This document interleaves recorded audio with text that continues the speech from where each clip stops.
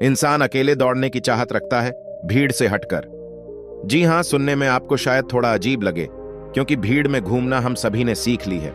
लेकिन क्या आपने कभी सोचा है कि आपकी अलग सोच आपका सपना वास्तव में बदल सकता है?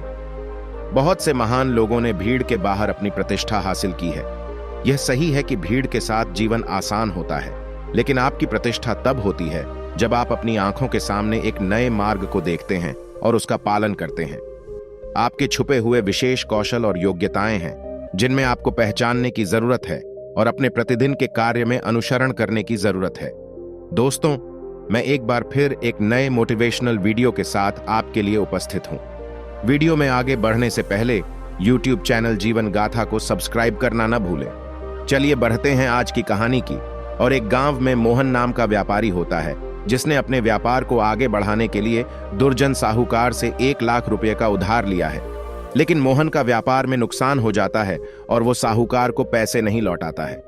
कई महीने बीत जाता है और साहूकार अपने आदमी को भेजकर मोहन से पैसे वापस लाने को कहता है, लेकिन मोहन पैसे लौटा नहीं पाता है, क्योंकि उस समय उसके पास पैसे नहीं होते हैं। फिर मोहन साहूकार के आदमी से कहता है, आप अपने मालिक को बोलो कि वो हमें 6 महीने का मोहलत दे, मैं उनका 1-1 रुपया लौटा दूंगा। मोहन की बातें सुनकर साहूकार का आदमी वापस लौट जाता है और मोहन की बात साहूकार को बता देता है। साहूकार कहता है, ठीक है, तुम 6 महीने बाद दोबारा मोहन के पास जाना और 1 लाख रुपए और उसका ब्याज सहित वापस ले आना।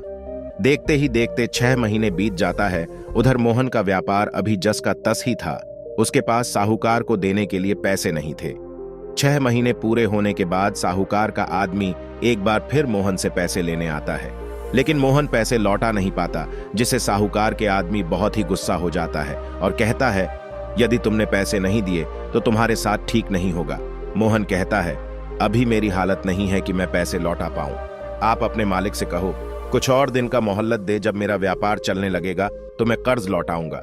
इस वक्त मेरे पास पैसा नहीं है।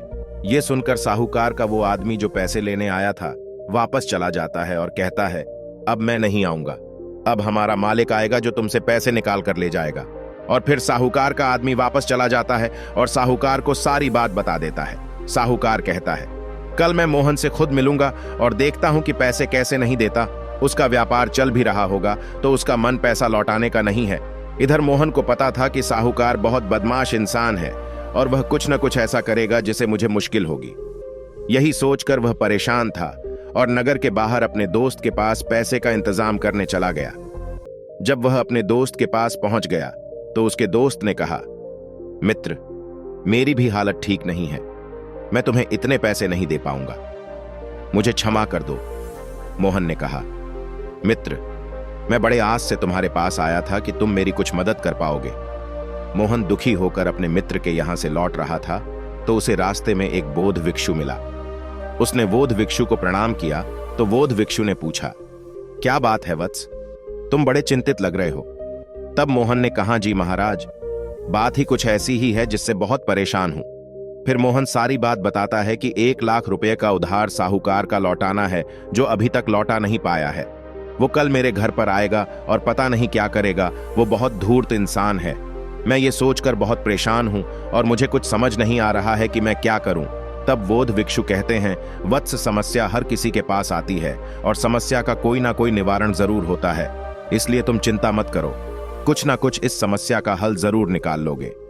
बौद्ध भिक्षु की बातें सुनकर मोहन थोड़ा शांत होता है और अपने घर को लौट जाता है। घर पहुंचने के बाद उसकी बेटी आती है और कहती है, आप कहां चले गए थे?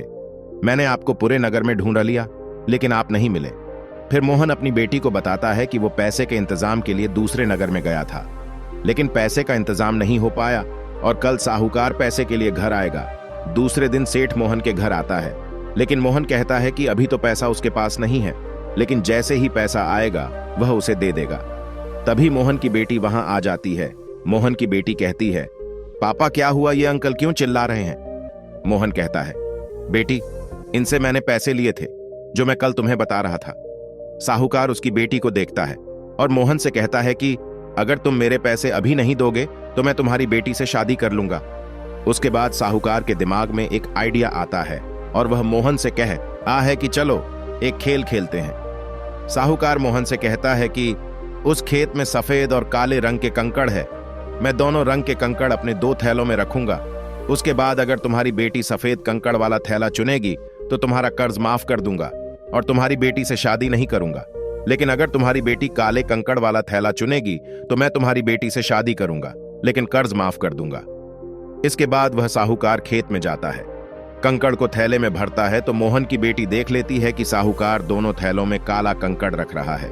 उसके बाद साहूकार लड़की के पास आता है और उसे कहता है, दोनों में से कोई एक थैला चुनो। अब लड़की को तो पता ही था कि दोनों थैले में काले कंकड़ है। उसके बाद उस लड़की के पास सिर्फ 3 ऑप्शन थे।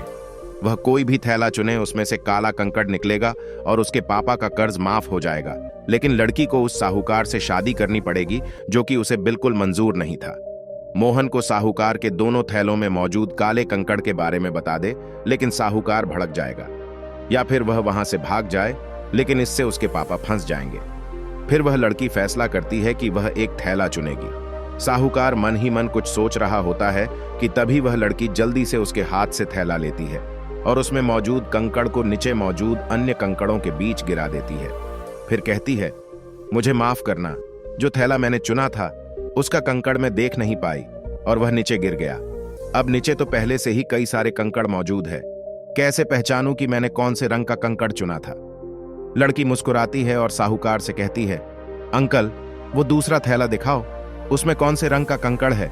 अगर वह काले कंकड़ वाला थैला होगा तो जो मैंने चुना वह सफेद कंकड़ वाला थैला था जो कि नीचे गिर गया। उसके बाद जब साहूकार दूसरा थैला दिखाता है तो उसमें काला कंकड़ होता है, क्योंकि दोनों थैलों में ही उसने काला कंकड़ डाला था। इससे लड़की को साहूकार से शादी भी नहीं करनी पड़ती है और मोहन का कर्ज भी माफ हो जाता है। इस कहानी से हम यह सीख सकते हैं कि किसी भी मुश्किल हालत में हमें दूसरों से थोड़ा अलग सोचना चाहिए। नजरें सामने, दिमाग स्थिर, दिल मजबूत, इरादे अटूट। मुश्किलों पे वार, तेज हो रफ्तार, क्लियर रखो विजन। पूरा करना है मिशन। हर अचीवमेंट किसी न किसी डिसीजन के नतीजे होते हैं। डिसीजन तने का डिसीजन अपने सपनों को पूरा करने का। अगर कोई काम शुरू किया है तो उसे अधूरा मत छोड़ना। जीतेगा वहीं जो अपनी एल्ले ढाई खुद लड़ेगा। अपनी जिंदगी को सिर्फ आप ही बदल सकते हो यार, ये काम आपके लिए और कोई नहीं करेगा। हर विशाल पेड़ शुरुआत में होता है एक बीज। अगर यकीन हो खुद पे तो पॉसिबल है जिंदगी में हर चीज। नहीं बनना है भीड़ का हिस्सा, बनाना है आपको अपना कोई किस्सा। एक लूजर जिंदगी भर सिर्फ रोता है। हर कामयाब इंसान के जिंदगी में कोई ना कोई लक्ष्य जरूर होता है। अपने आने वाले कल को संभालो। आपकी जिंदगी का क्या लक्ष्य है उसे ढूंढ के निकालो। आओ बनाते हैं एक ऐतिहासिक घटना। एक बार आगे बढ़ने के बाद पीछे मत हटना। जो भी चाहोगे वो तुमको मिल जाएगा। तुम्हारे धमाके की आवाज से ये संसार हिल जाएगा। क्या है तुम्हारा लक्ष्य? अगले 5 सालों में क्या करना चाहते हो? अपना लक्ष्य खुद को रेगुलर याद दिलाते रहना। तो दोस्तों, उम्मीद करते हैं आपको ये पॉजिटिविटी पसंद आई होगी और उन लोगों के साथ शेयर करो जिसे आप अपने साथ ग्रो करते हुए देखना चाहते हो। सिर्फ मोटिवेट नहीं होना दोस्तों, अब एक्ट करना भी शुरू करना पड़ेगा। अपना लक्ष्य फिक्स करो। आपका लक्ष्य छोटा हो या बड़ा हो, नीचे कमेंट में लिख दो एज अ रिकॉर्ड। आज से कुछ टाइम बाद जब उस चीज को अचीव कर लोगे तो वापस आकर कमेंट करना, सो दैट मुझे भी पता चल सके इस स्पीच का कहां-कहां असर हुआ है।